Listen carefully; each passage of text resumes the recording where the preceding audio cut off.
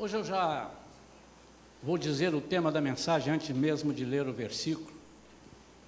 Louvar a Deus por tudo que tem acontecido aqui nesta noite, pelo alinhamento do Espírito Santo com as nossas vidas, tanto pelos louvores que foram trazidos, quanto pelas palavras que foram ditas. E Deus nos deu como tema hoje, como título dessa mensagem que nós estamos para facilitar o entendimento, não a nós, Senhor, não a nós. Eu vou ler um versículo, onde diz essa frase, Salmo 115, versículo 1, e depois eu vou ler uma narrativa que vai servir de base para nós destrincharmos, desenvolvermos esta palavra. Então, Salmo 115, versículo 1.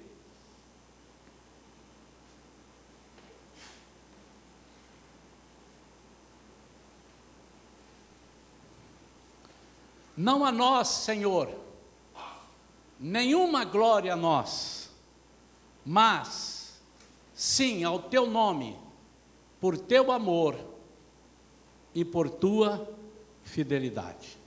Eu queria que os irmãos lessem esse versículo comigo, como está na tela ali.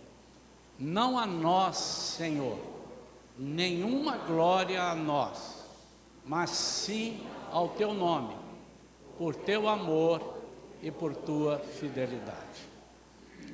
Lucas capítulo 2 vai contar uma história verídica. Por que ela é verídica? Porque não é parábola. É uma história verídica, que todo crente tem que conhecer. E ela começa no versículo 42 de Lucas 2. E nós vamos até o versículo 49 apenas. Assim sendo, no ano em que ele completou 12 anos de idade, está falando de Jesus, eles subiram à festa de acordo com a tradição. Encerradas as comemorações, voltando seus pais para casa, o menino Jesus ficou em Jerusalém, sem que eles notassem. Imaginando que ele estivesse entre os muitos companheiros de viagem, caminharam por um dia inteiro. Então começaram a buscá-lo entre os seus parentes e conhecidos.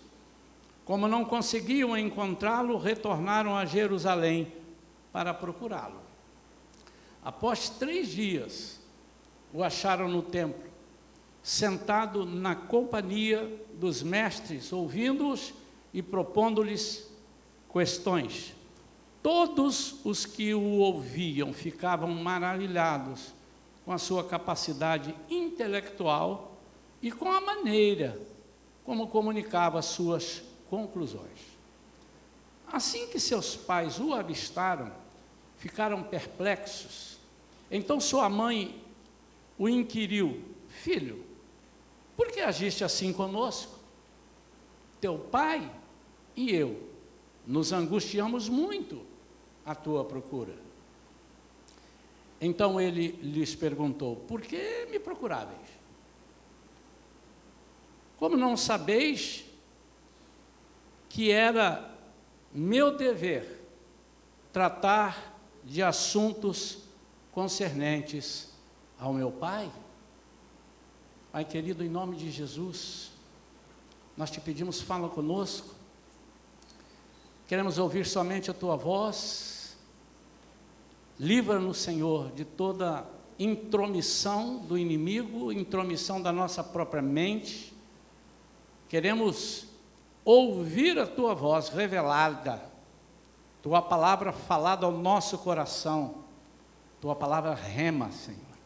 Queremos sentir aqui a tua presença em nosso meio, em nome de Jesus. Amém. Em outra versão diz assim, esse último versículo: vocês não sabiam que eu tenho que tratar dos negócios do meu Pai? E eu fiquei meditando sobre essa frase: vocês não sabiam que me convém tratar dos negócios do meu pai? E eu queria falar nesta noite quais são os negócios do meu pai. A que negócios Jesus estava se referindo? E transferir para nós, transportar para nós, as atitudes que Jesus disse que estaria tomando, nós precisamos tomar. Assim como ele disse: eu com o Pai sou um, e eu quero que eles sejam um comigo também, e que nós todos sejamos um. Isso é unidade. Então, eu entendo que eu posso e devo pegar para mim, principalmente devo pegar para a minha vida, nós devemos pegar para a nossa vida, essas atitudes que são inerentes àqueles que são servos de Deus. A primeira coisa que nós vemos aqui agora nessa frase é que Jesus está quebrando um elo, ele está quebrando um vínculo com a sua natureza humana. Ele diz claramente: estou começando agora um ministério, embora ele vá começar o ministério com 30 anos. Eu estou decidindo agora quebrar o vínculo com o meu pai carnal. Isso nós podemos entender que Jesus estava ensinando: chegou o momento de eu tomar uma posição de deixar de ser carnal para ser espiritual, e eu preciso que os irmãos não se apressem a tomar conclusões, a chegar a conclusões precipitadas, que nós não estamos aqui de jeito nenhum falando que Jesus está nos ensinando, ou eu que eu estou dizendo para os irmãos que Jesus está nos ensinando que nós temos que abandonar e quebrar o elo com o nosso pai, com os nossos parentes. Mas tem o mesmo princípio de quando Jesus disse assim: quem não deixar pai e mãe, irmão e irmã, por causa de mim e do Evangelho, não é digno de mim, não é digno do meu reino, não é digno de dizer que faz parte da minha família. E eu quero ler nas entrelinhas. Como é que Jesus diz isso? Primeiro, quais são os negócios do Pai? E depois, por que eu tenho que quebrar esse vínculo? Em algum momento da nossa vida, nós temos que quebrar um vínculo, um elo com as coisas humanas, naturais, para tomarmos posse das coisas espirituais. Embora, durante o tempo que estamos aqui na terra, nós devemos e vamos viver em contato com as coisas materiais. Mas nós começa a vir à mente, certamente está vindo à mente dos irmãos, vários versículos que cooperam com isso, quando Paulo, por exemplo, diz assim: a nossa luta não é contra a carne, não é contra sangue. A nossa luta não é contra coisas humanas, não é contra fatores humanos. A nossa luta é contra as potestades espirituais que habitam as regiões celestes. Essa é a nossa luta. E nós não podemos lutar com aquilo que é espiritual, contra aquilo que é espiritual, com o nosso lado humano. Nós não podemos, nós não temos capacidade. Quando a Vivian deu o exemplo aqui, e ela me perguntou isso, existe, você já viu o caso em que o demônio não pôde sair, as pessoas que tiverem, olha, eu estou há muitos anos, eu participei aqui, tem irmãos que já participaram conosco, que estão aqui, eu nunca vi, eu já vi demorar, eu já vi deixar a gente suado, molhado, mas ele tem que sair, a não ser que esteja saindo no meu nome, aí ele vai me dar um baile. Mas se o nome de Jesus é todo poderoso, e você pode perguntar: e por que você fala ele não sai? Porque o diabo é teimoso, o diabo se esconde, ele finge que saiu, aí você precisa ter o discernimento, porque muitas vezes você pensa que ele saiu, a pessoa começa a conversar normal, e o Espírito Santo está falando: está escondido, não saiu, ele está te enganando, porque ele é o pai da mentira. E quebrar o nosso vínculo com o lado humano é quebrar o nosso vínculo com aquilo que nos agrada, que nos apetece, somente nos apetece. E eu, obviamente, não estou dizendo aqui, pastor Isaías, o senhor está ensinando a gente que a gente não deve gostar de nada, não deve se agradar de nada, nada deve ser para agradar a nós. Não. Mas em termos de honra, e em termos de vitória, e em termos de visão, a Ele e somente a Ele a glória. E nós temos que ter essa convicção para onde estamos indo. E quais são os negócios do Pai? Há muitos. Nós podemos destrinchar aqui e ficar um tempão, mas eu quero falar de 4 negócios do Pai. E os 4 negócios do Pai são vidas, pessoas que precisam ser socorridas e salvas. E são pessoas, primeiro, pobres espiritualmente, porque não conheceram a riqueza do Evangelho. O primeiro negócio do meu Pai é que eu e você precisamos quebrar vínculos com o nosso lado humano para que nós possamos ter capacidade de cuidar dos pobres espiritualmente. É muito fácil lidar dos pobres materialmente falando. Essa igreja aqui cuida de alguns. É fácil você meter a mão no bolso e tirar R$100, R$200, R$500, se você os tem, e comprar uma roupa, comprar uma comida, comprar alguma coisa. Isso é muito mais fácil. Isso é a parte que depende de você. Obviamente, se você não tiver amor também, você não vai fazer. Se você for munheca de samambaia, né, como diz o outro, você não vai fazer. Mas a parte pior, ou a mais difícil, e é a que Jesus está interessado, é a parte de pobres espiritualmente, porque se não for através do Espírito, nós não conseguimos fazer. E para você fazer isso, você precisa quebrar o elo com o lado humano. A segunda coisa, o negócio do Pai, são as pessoas presas nos vícios, nos pecados, presas por demônios. Até parece que minha filha sabia que eu ia pregar, né? Pelos testemunhos que deu. Aprove a Deus. Você já viu aqui nessa igreja alguém dar um testemunho assim antes do ofertório? Quem estava aqui assim deve ter pensado, mas o que tem a ver isso com a oferta? E ela me perguntou ali antes, quantos minutos eu tenho? 3 minutos, 5 minutos? Eu falei, fica à vontade.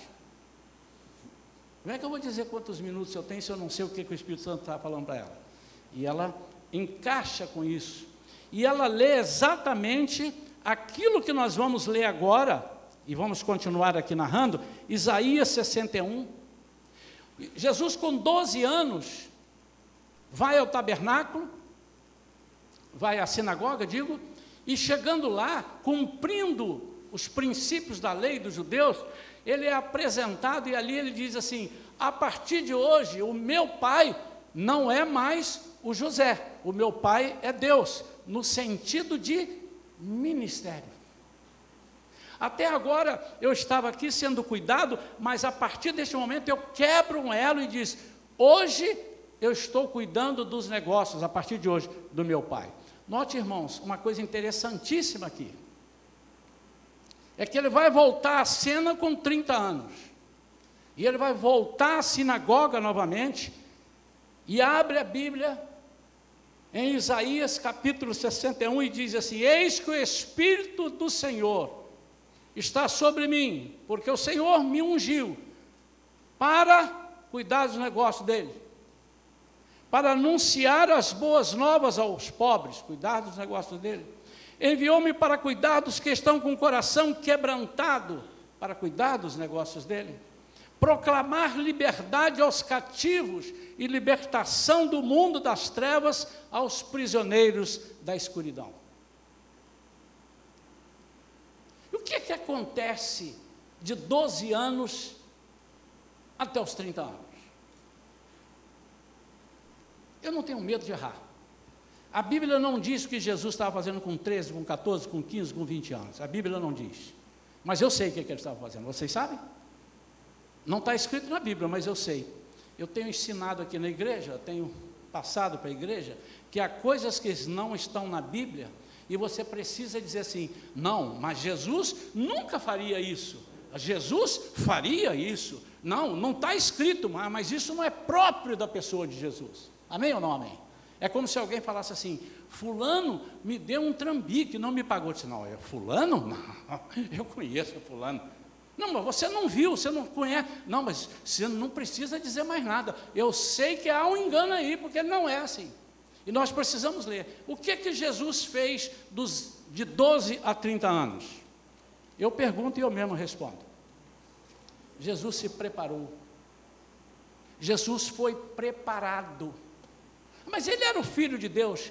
Irmãos, qual era o propósito de Jesus vir à terra e fazer as mesmas coisas que os homens faziam, estar nos mesmos lugares? É para mostrar para todos nós: eu consegui, eu consigo, e vocês conseguem.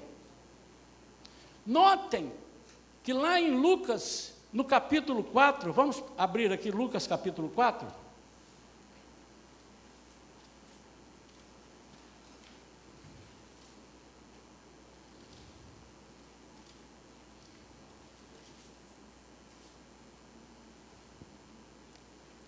Pleno do Espírito Santo, retornou Jesus do Jordão e foi conduzido pelo Espírito, com E maiúsculo, ao deserto, onde enfrentou as tentações do diabo por 40 dias. Em outra versão diz assim: ele foi levado ao deserto para ser provado, para ser testado. Irmãos, todas essas coisas são ensinamentos para nós, para que nós entendamos que ele, embora fosse Deus, mas ele era 100% homem e 100% Deus. É assim que nós cremos, é assim que a Bíblia mostra. Ele tinha sede, ele tinha fome, ele tinha tristeza, ele chorava, mas ele era 100% Deus. Ele era o Deus encarnado, é o Deus que se fez homem. A Bíblia, isso é clara em João, a partir do capítulo 1, você nota isso nitidamente, claramente. Mas por que ele foi fazer isso? Primeiro, para mostrar que é possível, e segundo, para mostrar para Deus, embora Deus é onisciente e tem a sua presciência, ele precisa, por isso que ele, sabendo o que você é capaz de fazer e podendo pecar, ele te submete a algumas situações, ele lhe dá oportunidades.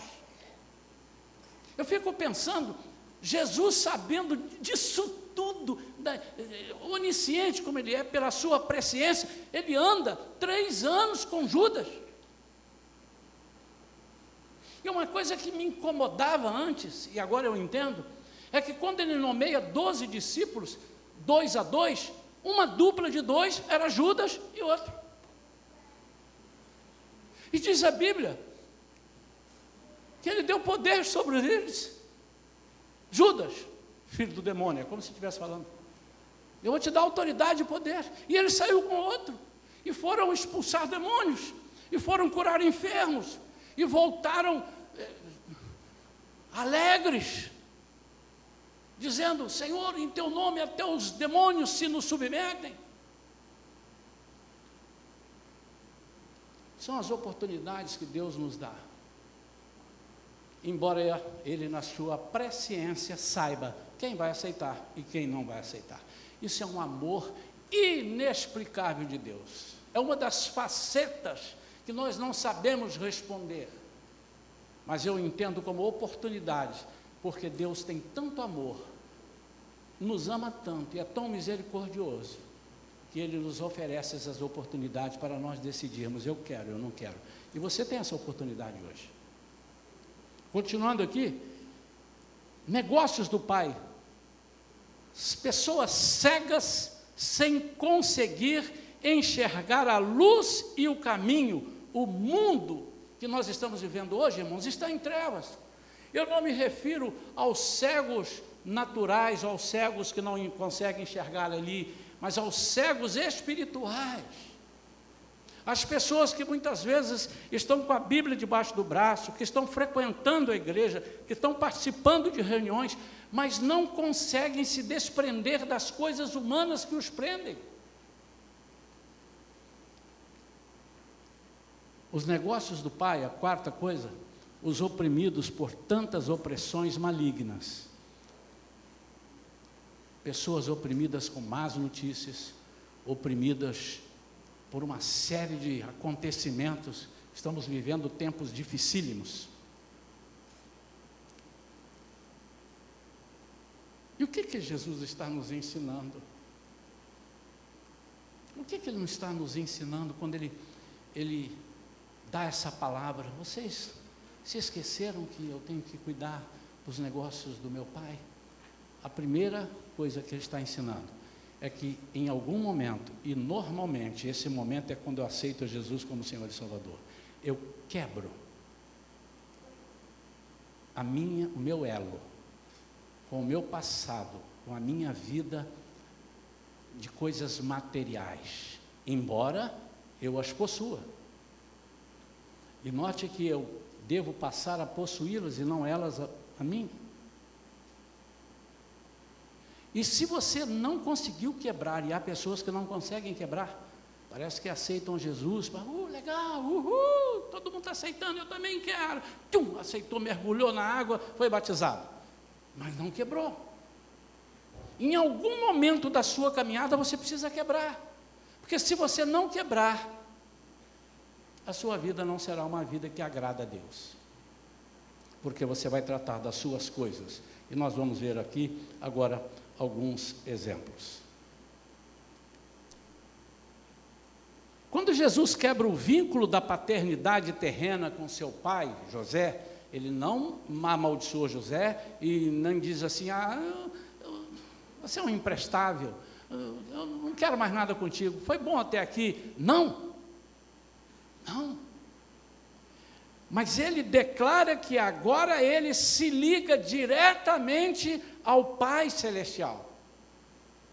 Embora ele vivesse, e ele continuou vivendo e amando seu pai, a sua mãe, os seus irmãos, ele estava declarando, eu agora me ligo diretamente ao Pai Celestial. E nós vamos ver como é que é isso. Como é que é essa missão desse novo chamado? Em Mateus 6, 19 e 20 diz assim, não ajunteis para vós tesouros na terra, onde a traça e a ferrugem tudo consomem, e onde os ladrões minam e roubam, mas ajuntai tesouros do céu, onde nem a traça nem a ferrugem consomem, e onde os ladrões não minam nem roubam. Sabe de que ele está falando aqui? Cuidem das coisas espirituais, deem mais valor às coisas espirituais, que essas não serão perdidas de jeito nenhum, porque sou eu que controlo todas essas coisas. Não dê o valor exagerado ou acima do que se deve às coisas que são passíveis de serem perdidas, de serem corroídas, de serem roubadas. Mas se vocês se dedicarem às coisas, os valores espirituais, vocês podem dormir descansados, porque quem tem o controle disso tudo sou eu. Quando ele diz amar a Deus acima de todas as coisas, de todo o coração, de todo o entendimento, ele está dizendo, não tenha dúvida do seu chamado. Ele não está mandando desprezar as pessoas a quem você ama aqui na terra. E nós temos que separar o amor, porque quando nós falamos em português, eu amo a Deus, eu amo a minha esposa, eu amo o meu amigo, é o mesmo verbo amar. Mas no caso de Deus tratando conosco, nós temos 3 formas claras de amar. E nós podemos ter o amor pelo amigo, o amor pela esposa, mas o amor por Deus, ele tem que ser um amor diferenciado. Ele é um amor que ele tem que estar acima de todas as coisas, a ponto de qualquer outra coisa que venha me obstruir, eu preciso largar para que eu obtenha vitória. Não conte nunca com o amor de Deus, ele vai saber entender. Deus é tão bom, né, Deusinho, né, Deusinho, isso é muito bonzinho, né? Aquele dia, eu não fiz aquilo que o senhor pediu, porque eu fui ajudar um amigo. O senhor sabe que ajudar os amigos, o senhor disse que nós temos que ajudar. Não é isso que nós estamos falando. Você não pode contar com o amor de Deus, a ponto de ele ser injustiça. Ele é amor, mas ele é justiça, já explicamos isso aqui na igreja. Ele é todo amor, mas ele é todo justiça. E nunca o amor dele vai sobrepor a justiça dele. Isso é importante que fique claro. Ao fazermos a nossa escolha em seguir a Jesus, nós temos que estar conscientes e seguros de que teremos que enfrentar desafios e decisões ao longo da nossa vida aqui.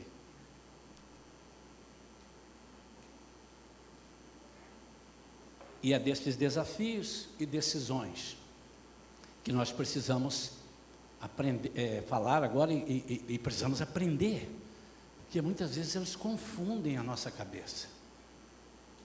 Nós confundimos muito quando nós tratamos alguém com nosso amor.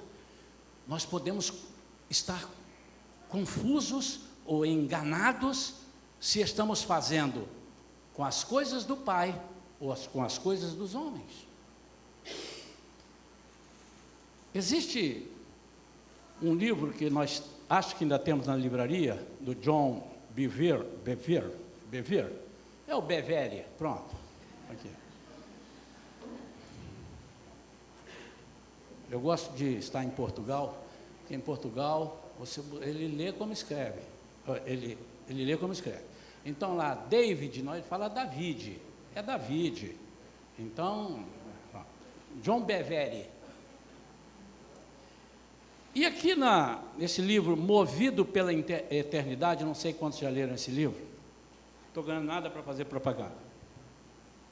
Eu vou pedir permissão para ler uma página. E ele dá um testemunho da vida dele. Veja se você se enquadra algumas vezes ou conhece pessoas que nos fazem estar pensando e confundindo sobre o amor. Quando nós estamos ligados às coisas do Pai, nós só pensamos nos outros. Quando nós não estamos ligados às coisas do Pai, nós pensamos primeiramente em nós. E farinha pouca, meu pirão primeiro. Não tem esse ditado? Nós precisamos criar uma linha tênue. Nós precisamos separar o humanismo do cristianismo.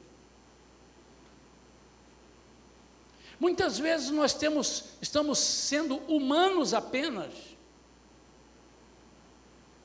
e esquecendo de meter o bisturi e arrancar, às vezes, sem anestesia, algum câncer que esteja em um dos nossos irmãos, porque isso não vai ficar bom para mim se eu meter o bisturi.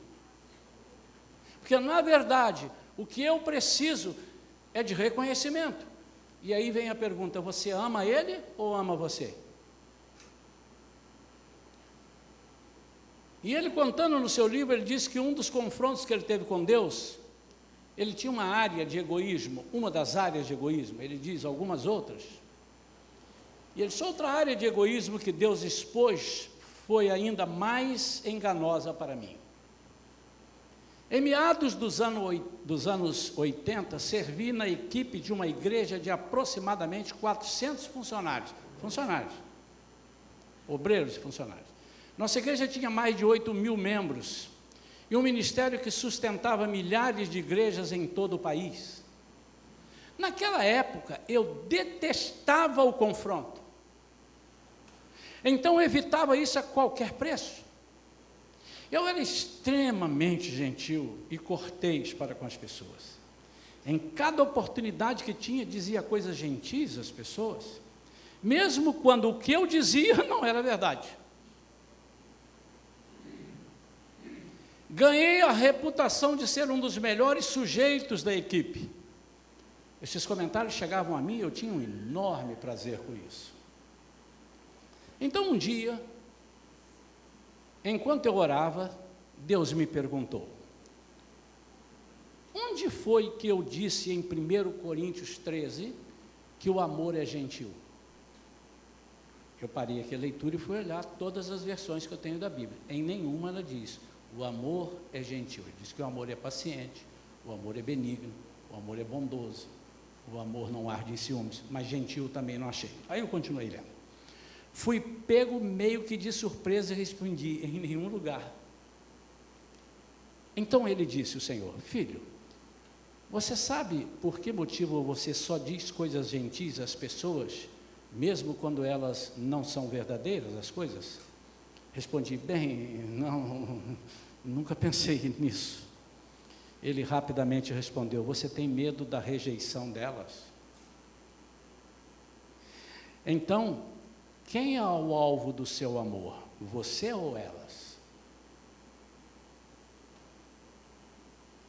Se você realmente ama as pessoas, você dirá a verdade a elas, quer elas gostem ou não.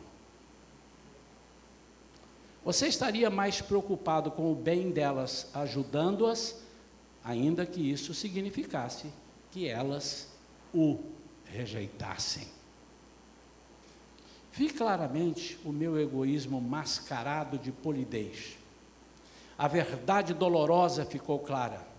Eu usava as pessoas por causa da minha necessidade de aceitação. Eu queria afirmação para aplacar as minhas inseguranças e não tinha como prioridade ajudar os outros. Eu queria apenas a aceitação deles. É por isso que existem inúmeros ministérios, isso é ele que está dizendo, que só pregam o lado positivo da palavra de Deus. Eles se abstêm de advertir, de corrigir ou repreender. Estão mais preocupados em não ofender os seus membros e em não verem o tamanho da igreja diminuir do que em amá-los genuinamente.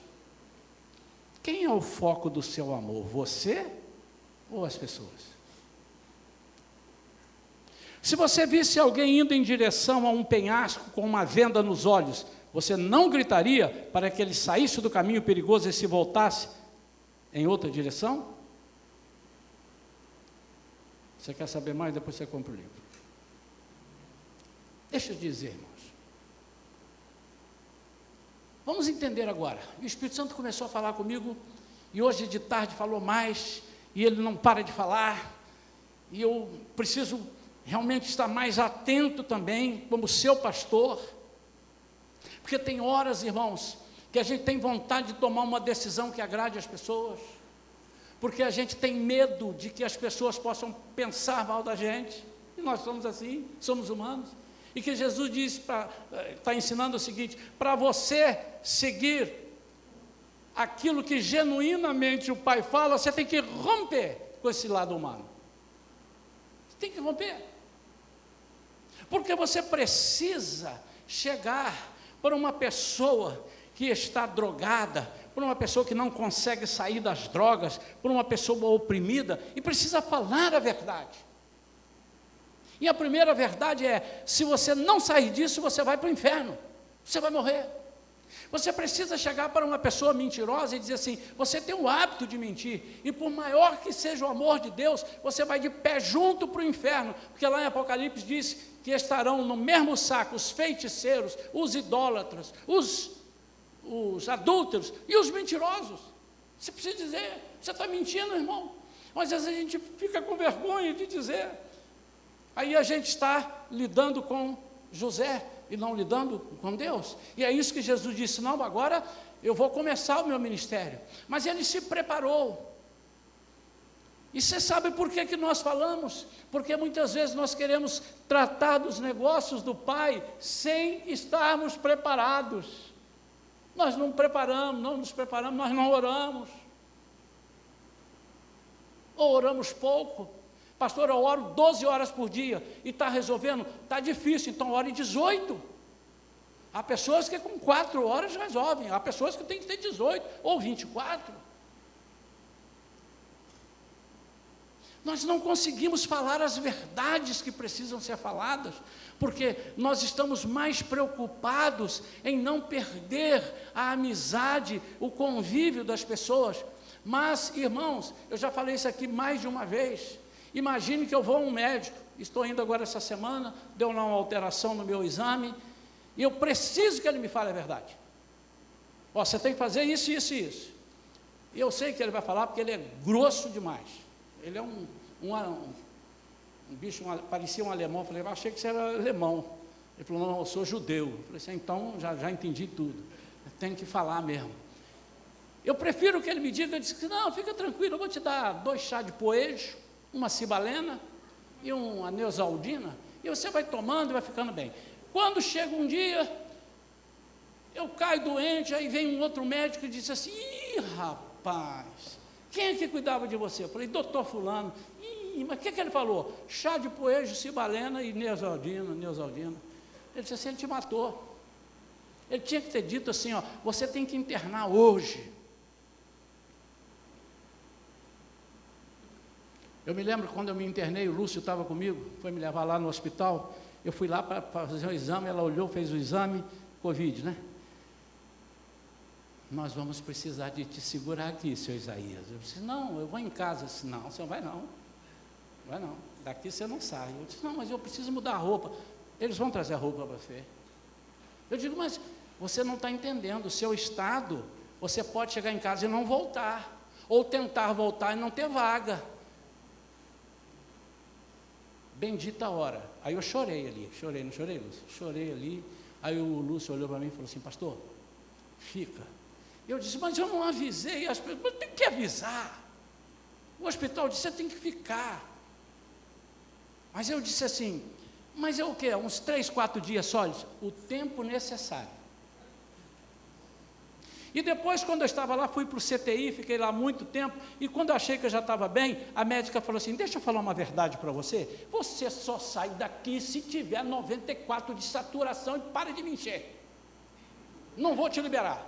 E eu fiquei com a raiva dela, deu uma vontade de dar um soco na cara dela, mas hoje eu entendo o que ela fez. Brigou comigo, a Vivian ligou, brigou com ela, disse assim: não adianta brigar, tem que ser assim.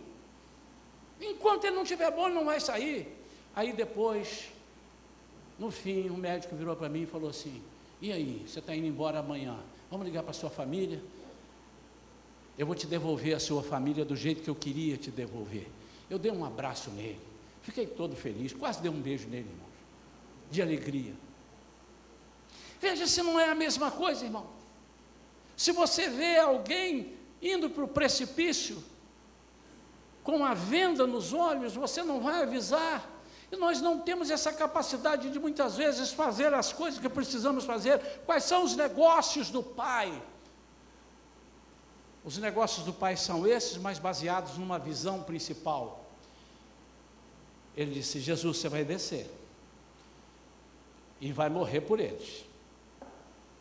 Você vai sofrer, mas eu vou estar contigo o tempo todo. Você vai sofrer, você vai ter vontade de desistir. E ele teve mesmo. Pai, só, desculpa aí, passa de mim esse cálice se for possível, mas contudo faça a tua vontade. Você vai ter vontade de desistir, mas ele disse: eu vou estar contigo. E Jesus, eu quero que você vá lá, porque eu tenho um propósito no coração, eu quero trazer essa turma para morar comigo, e do jeito que eles estão, não podem morar aqui, porque aqui não entra essas coisas horríveis que a humanidade está fazendo. Então, você precisa cuidar dos meus negócios. Os meus negócios têm um propósito: salvar vidas e trazer para morar comigo. E você pode dar a volta que você quiser, você pode pagar o dinheiro que você quiser, não há hipótese, a não ser através do rompimento com esta vida, para ter uma vida melhor. Quando Jesus conversa com Nicodemos, um mestre, e não era só um mestre, era um mestre em Israel, um mestre em Jerusalém ali, que é um pessoal todo, os irmãos sabem, prêmio Nobel, eles dominam a lista. Ele era mestre ali, e ele disse: eu sei que o Senhor vem de Deus, porque ninguém pode fazer as coisas que o Senhor faz, se Deus não for com ele. Eu estou sabendo, estamos aqui conversando, de mestre para mestre.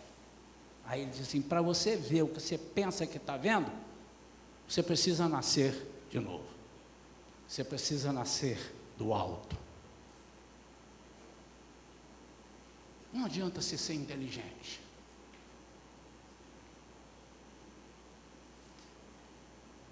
Para concluirmos, temos que ter atenção só num detalhe, que existe uma linha tênue entre eu fazer uma coisa e fazer a outra. É para falar a verdade, pastor? Sim. E tem que falar, doa quem doer. Mas tenha cuidado. Você não precisa causar mais dores às pessoas. O que você vai falar já é uma dor. Agora fale com brandura. E nós temos que ter um cuidado para não nos tornarmos, para não passarmos de gentis para ásperos. Esse é o cuidado que nós temos que ter. Porque Jesus nunca foi áspero, mas ele foi incisivo, ele era firme, ele falava, raça de víboras. Mas ele estava falando por amor. Ele virava para os discípulos e dizia assim: até quando eu vou dar suporte para vocês? Até quando eu vos suportarei? Porque ele queria exatamente que os discípulos fossem fortes, como ele era forte. E ele quer que você seja como ele é, ele quer que eu seja como ele é, ele quer que nós sejamos como ele é ou não. Em João 14:12 ele diz: aquele que crer em mim fará as mesmas obras que eu faço e outras maiores fará, porque eu vou para o Pai. Então, se ele vai para o Pai, ele vai mandar um outro Jesus, que é ele mesmo, mas em forma de Espírito, o Espírito Santo. E ele disse: ele vai estar com vocês o tempo todo, vai ajudar vocês, porque no mundo vocês vão ter aflições. E uma das aflições para mim, muito grandes, é quando eu preciso balançar um irmão, quando eu preciso exortar uma ovelha aqui na igreja e falar alguma coisa. Meu Deus, me dê palavras. Que aflição, irmãos, que aflição. Mas o Senhor me diz: você rompeu com os negócios do Pai, da terra, ou não rompeu? Você quer amá-lo ou quer amar a você, ou quer que as pessoas te amem? E o que Jesus quer é que nós tenhamos esse cuidado. Há um perigo de sermos duros demais, porque é a verdade que importa. Mas nós não podemos esquecer que um dos negócios do Pai é a graça. A graça. E a graça é você dar sem esperar receber.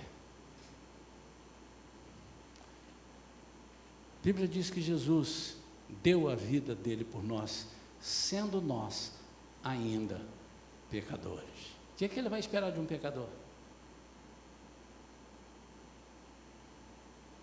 O que é a graça? A graça é aquilo que tempera a chicotada. Você vai dar uma chicotada com graça e não parece que é chicotada. É o exortar que muitos crentes não conhecem. A origem da palavra exortar quer dizer trazer para perto.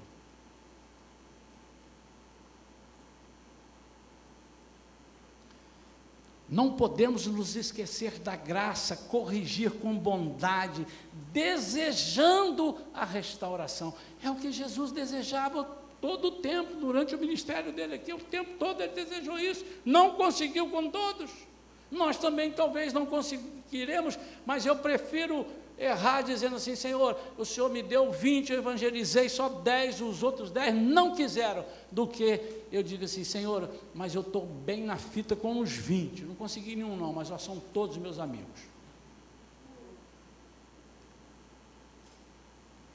Pensemos no próximo. Nunca devemos ter em mente que a vida é dele, e ele que se vire. Nunca diga: minha parte foi apontar o erro, ele agora dá conta de si. Você é responsável. Porque Jesus me colocou, te colocou, nos colocou aqui para discipularmos. E discipular não é dar tapa na cara, não é puxar a orelha, mas se preciso for, tem que dar uns tapas, tem que puxar a orelha. O alvo é o amor de Deus. Então, resumindo, Jesus rompe com a barreira humana aos 12 anos. Se prepara até os 30. E aos 30 ele diz: sou eu que vocês estão esperando. Isaías 61. Ele quer que nós façamos a mesma coisa, mas nós temos que nos preparar. Nós temos que estar prontos a perder amizades, embora não seja legal, não é gostoso, mas se preciso for, precisamos perder. Precisamos perder parentes. Quantos aqui já perderam parentes, abandonando vocês por causa da decisão de vocês? Quantos? Eu conheço várias pessoas. Ou se não perderam, já te tratam meio de lado. Mas isso faz parte.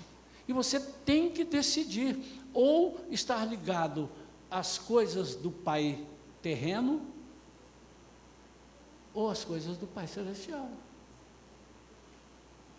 Porque eu te garanto que em nenhuma situação, em nenhuma circunstância, um desses parentes, um desses amigos, vai usar da influência deles para te colocar no céu.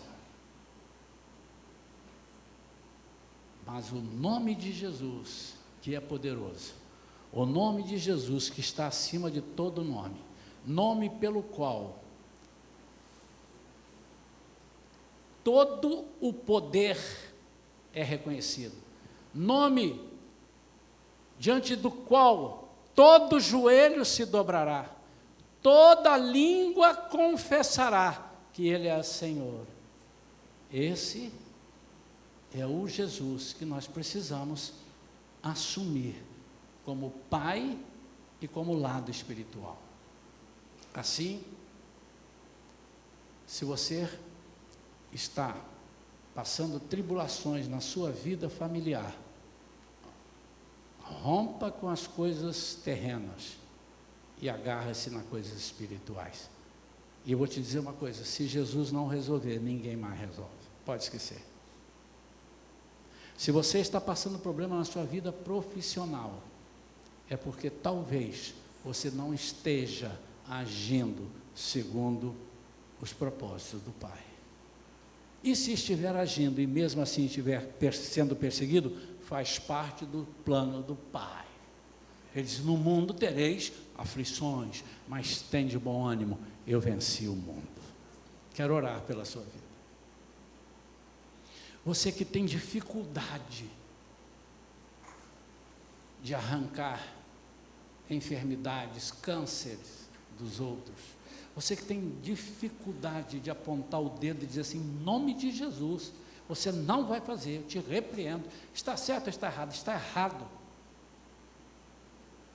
Você tem essa dificuldade porque certamente você diz: mas eu não posso, eu preciso estar bem na fita, porque eles são servinhos de Deus, e Jesus disse que quem não dá um copo d'água a um deles, não deu a Jesus, quem não deu comida a um deles, não deu a Jesus. Eu estou dando comida. Você pode estar atrapalhando os projetos de Deus na vida de alguém que está passando alguma necessidade. Há momentos que você tem que chamar para essa pessoa: por que você está assim? Conta um pedacinho da sua vida.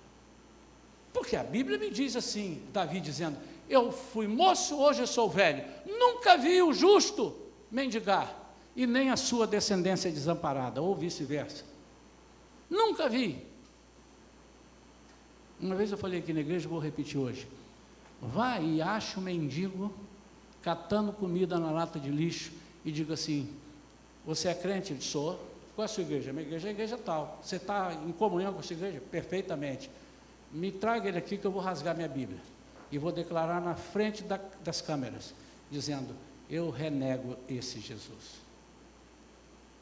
Tem alguma coisa errada. Tem alguma coisa errada.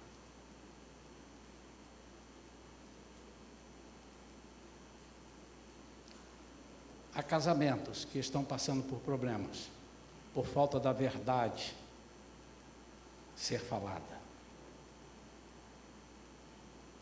por causa de estarmos mais ligados às coisas terrenas do que às coisas espirituais. Eu quero orar pela sua vida, meu amado e minha amada. quero orar para que Deus fale essa semana ainda contigo. Alguns vão ouvir hoje, alguns poderão ouvir amanhã, ou no final da semana. E Deus fale com você, que precisa de homens e mulheres destemidos, homens e mulheres que tenham coragem de romper laços humanos para tomarem posse das bênçãos espirituais. Que Deus vai falar com você ainda essa semana, para você pensar mais no amor de Deus. Cuidado para você não virar um ativista. Cuidado para dizer assim, eu já sei o que eu vou fazer, agora eu vou sair dando comida para os pobres na rua. Legal, mas e o restante?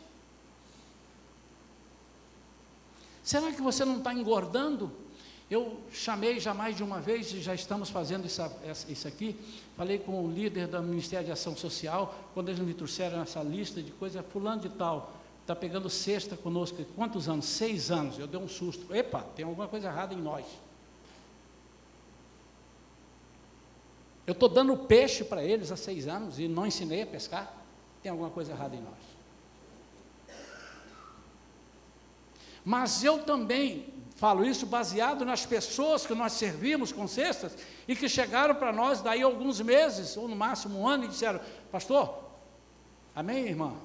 Irmã da ação social, pastor, não queremos mais a minha cesta, pode passar para outro, porque eu agora estou bem, Jesus já me restaurou essa área.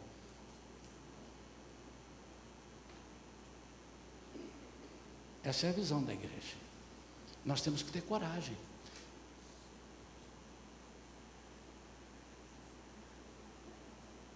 Há comunidades que fazem isso muito melhor que nós, e dão comida, que dão agasalho, que dão tudo, mas não dão aquilo que só a igreja pode dar, o poder de Deus. Ninguém pode dar. A igreja de Cristo, o corpo de Cristo. Estudamos Efésios, expliquei isso aqui para os irmãos, nós vimos juntos, Ele deu esse poder para nós, Ele não deu no sentido de transferiu, mas Ele nos delegou essa autoridade. Ele foi nas mais altas alturas, Ele rompeu e venceu todo o maligno e entregou para nós aquilo que só a igreja tem, o poder. Nós precisamos estar conscientes disso, irmãos, e nós precisamos ter coragem. Irmão, por que você está pedindo há tanto tempo?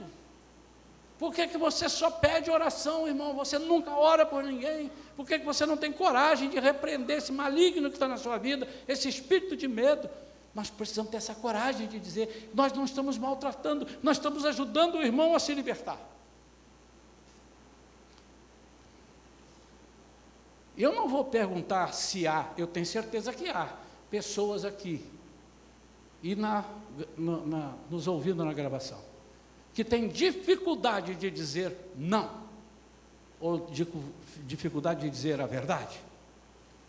Eu sei que há, mas o apelo não é só para isso. Senão, se eu falar agora, pastor, agora não vou não, porque todo mundo vai ver que eu tenho dificuldade, não vou não, deixa para depois. O apelo é para isso, e o apelo é para que você tenha no coração uma sede, um desejo incontrolável de buscar as coisas do alto. Eu preciso que seja incontrolável, um desejo semelhante ao desejo que você tem de olhar a rede social e que não para e não deixa um dia sequer ou uma hora sequer sem olhar. É esse desejo, para você entender a linguagem. É que você não tenha a vontade de parar em nenhum momento, você vê uma oportunidade e vai logo perguntando, você tem Jesus? Você vê uma atitude de uma pessoa e diz assim, você conhece Jesus?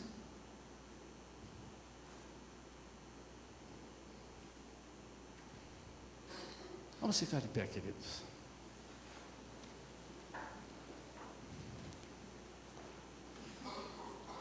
Mas nós temos que orar para que você não se torne uma pessoa áspera, que agora passe a ser o espancador espiritual. Irmão, assim vai para o inferno, né? Meu amado, se você não mudar de vida, você não tem outra saída. Se você não ficar internado aqui, você pode morrer. Você pode ir para a sua casa e não conseguir voltar.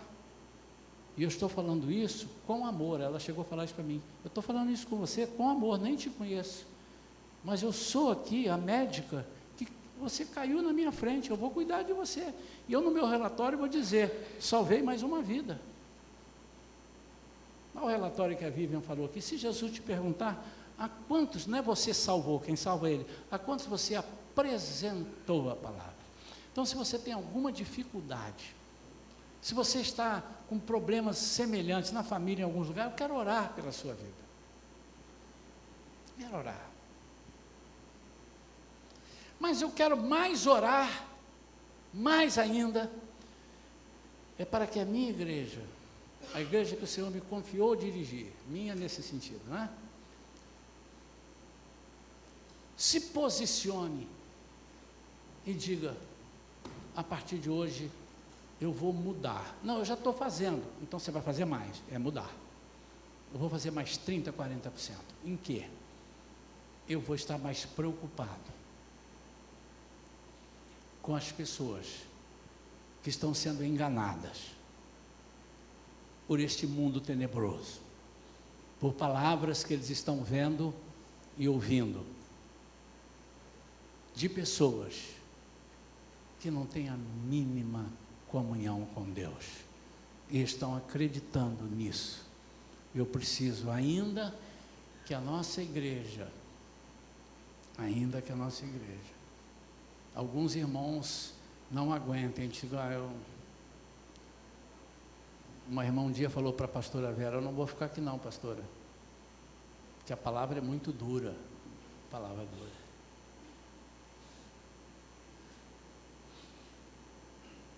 Eu sei pregar uma palavra boa. Se os irmãos quiserem, eu trago domingo que vem. Os irmãos vão sair daqui pulando de alegria. Né? Semana que vem, todo mundo tem bênção. Se prepara, olha a sua conta bancária, vai cair um dinheirão lá. E você vai sair daqui pulando de alegria. Eu sei fazer isso. Vou adoçar a sua boca. Mas se não cair também, os irmãos vão vir aqui me bater. Eu quero orar pela sua vida.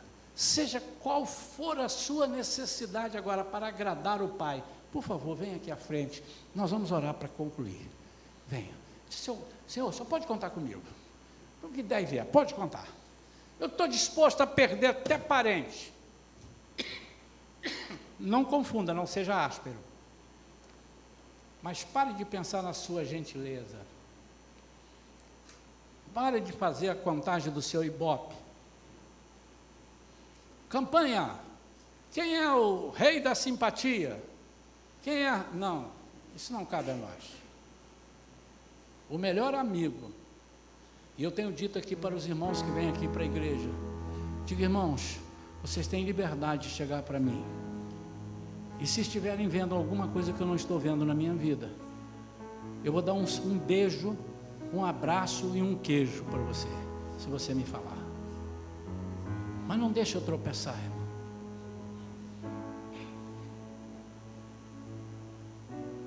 Não me isole.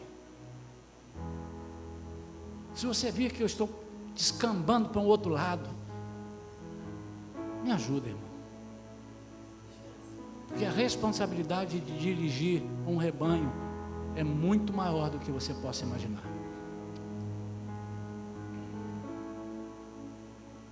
E eu digo isso para a igreja, sempre disse. Me fala, pastor, eu estou vendo que o senhor está pisando meio torto, hein? Cuidado, hein? Cuidado com isso aí, eu estou olhando o senhor. Eu vou te dar um abraço, um beijo e um queijo. E eu quero que cada um de nós faça isso com as pessoas. Cada um. Eu quero que você saia daqui num domingo aborrecido comigo, aborrecido, e que o Espírito Santo te incomode tanto que você não durma, e depois você vem, como já alguns vieram, pastor, eu fiquei com a raiva do senhor quando o senhor falou aquilo, mas o Espírito Santo me mostrou, aí a pessoa vem me dar um abraço, mas eu prefiro que você saia zangado daqui comigo, do que o Espírito Santo fique zangado comigo. Alguém já levou alguma vez um puxão de orelha do Espírito Santo? Você já? Dói quanto tempo? Dói muito, né? Fica vermelha. Você põe a mão assim, parece que nem tem orelha, né? Eu prefiro levar um contravapor seu do que levar do Espírito Santo. Eu não sou onisciente e não sei se há mais pessoas que estão lá que deveriam estar aqui. E você pode estar dizendo, pastor, mas eu aqui também recebo, mas o convite é para vir aqui, irmão. Se você precisa. Se você não precisa, não venha. Mas se você precisa, rompa agora com qualquer problema que você tem aí e vem aqui. E o Senhor vai te ensinar nessa nova caminhada a preciosidade que é a sua vida para Ele. Podemos orar? Não há mais ninguém? Pai querido, em nome de Jesus, que bom, Pai, que nós temos aqui algumas pessoas dizendo, Senhor, eu sou um desses, eu preciso aprender a tomar posse da palavra e enfiar como espada que seja para dividir, Senhor, a vida da pessoa em vida material e vida espiritual. Só a Tua palavra pode fazer isso. Ela é uma espada, Senhor, mas ela é uma palavra também doce, é uma palavra também, Senhor, que refrigera a alma. Ela é uma palavra, Senhor, que nos ensina a não sairmos do caminho. Por isso, eu quero entregar essas pessoas aqui que estão no Teu altar, entregar diante de Ti, entregar, Senhor, porque eu entendo que hoje, todas as dúvidas que poderíamos ter sobre humanismo e cristianismo, ou a maior parte delas, foram desfeitas.